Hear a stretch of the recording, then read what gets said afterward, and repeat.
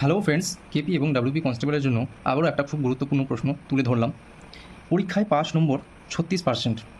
এক ব্যক্তি 190 নম্বর পেয়ে 35 নম্বরের জন্য ফেল করলো। পরীক্ষায় মোট নম্বর কত?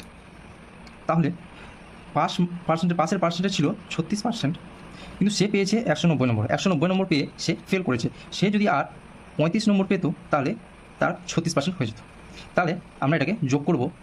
5, 2, 225 নম্বর। 225 নম্বর পেলে সে পাস করতো। 36% সমান 225। 1 সমান 225/36 গুণিত পরীক্ষায় মোট নম্বর 100%। তাহলে আমরা 4 নং 36, 4 25 নং 100, 9 কে 9, 9 দুগুণে 18, 9 5 45, 25 গুণিত 25 সমান 625। এর মানে তার মোট নম্বর ছিল 625। এটা হচ্ছে উত্তর।